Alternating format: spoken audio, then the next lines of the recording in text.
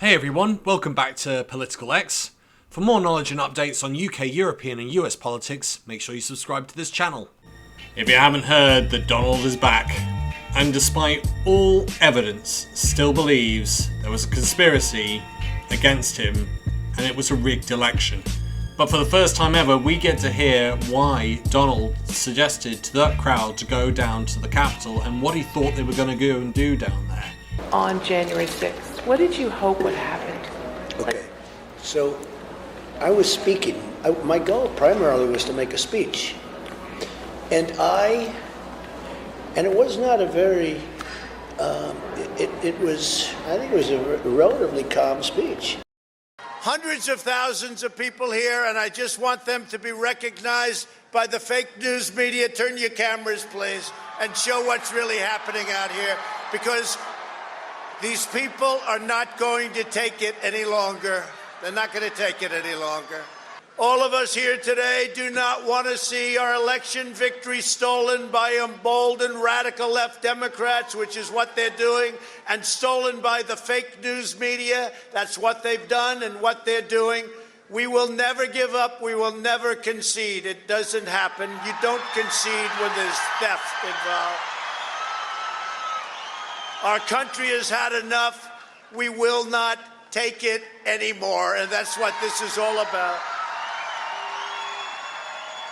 And to use a favorite term that all of you people really came up with, we will stop the steal. Today I will lay out just some of the evidence proving that we won this election, and we won it by a landslide. This was not a close election. You know, I say sometimes jokingly, but there's no joke about it. I've been in 2 elections. I won them both, and the second one I won much bigger than the first, okay? And by the way, does anybody believe that Joe had 80 million votes? Does anybody believe that?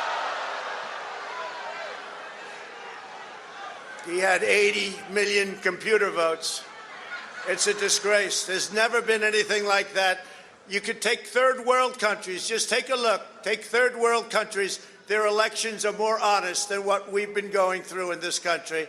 It's a disgrace. It's a disgrace. Even when you look at last night, they're all running around like chickens with their heads cut off with boxes, and nobody knows what the hell is going on. There's never been anything like this. We will not let them silence your voices. We're not going to let it happen. Don't forget, I've had rallies that are massive. We never had any problems. We never had problems. But what did you hope they would do when you said, go up there and stop this? Well, I heard that people wanted to go down to, that wasn't my rally per se. There were a lot of people that spoke. Yeah. They had rallies the night before. They had speakers all over the city. You had hundreds of thousands of people. I would venture to say, I think it was the largest crowd I've ever spoken before. It went from that point, which is almost at the White House, to beyond the Washington Monument. It was, and wide. And but if you could have waited, and it was a loving crowd too, by the way. There was a lot of love. I've heard that from everybody. Many, many people have told me. That was a loving crowd. And it was too bad. It was too bad that got, that they did that. There were just But my statement. But Mr.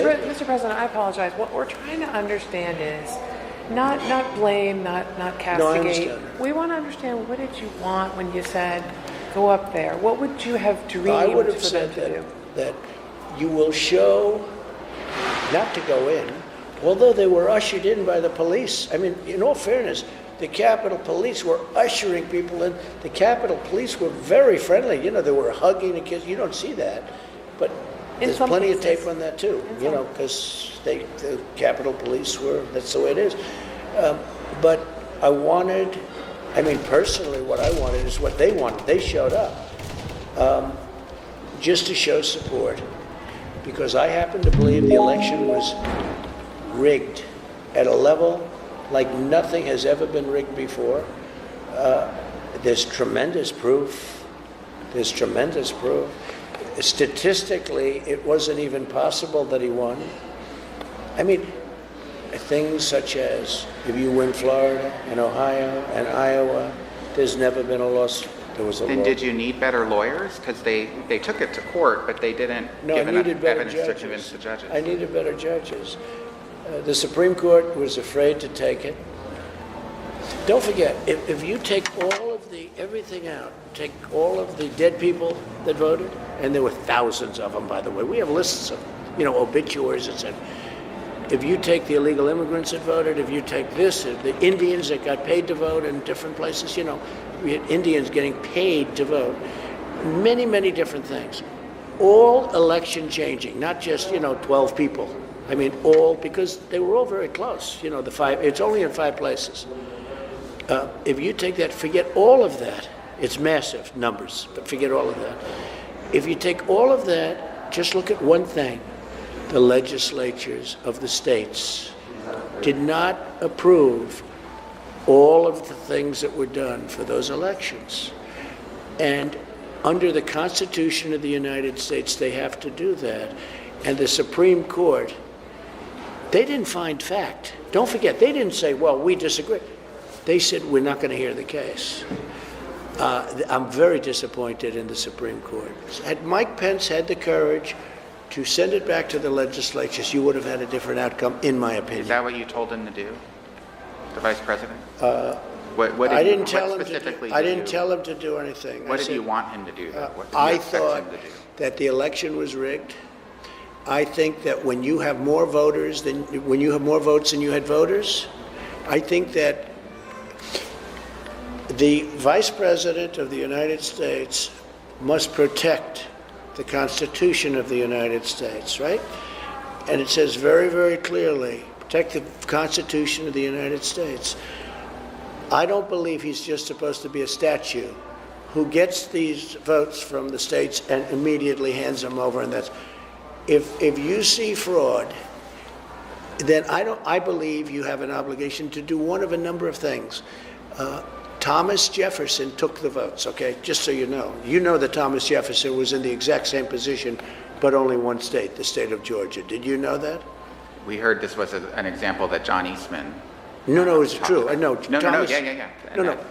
Hear ye. It was much more elegant in those days. There was hear ye. The great state of Georgia is unable to accurately count its votes. Thomas Jefferson said, "Are you sure?" They said, "Yes, we are sure." "Then we will take the votes from the great state of Georgia." He took them for him and the president. So I said, "Mike, you can be Thomas Jefferson, or you can be Mike Pence."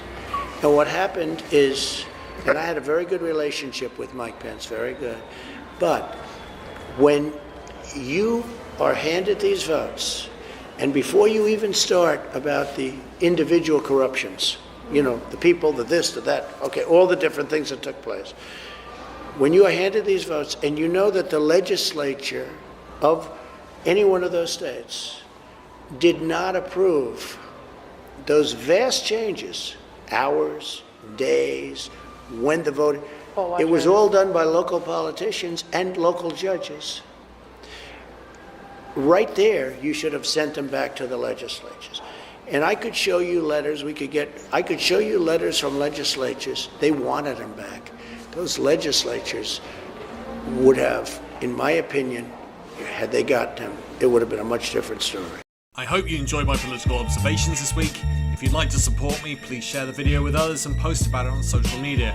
If you're keen for more, subscribe, comment, like, and hit that notification button. Thanks for listening, and see you next time on Political X.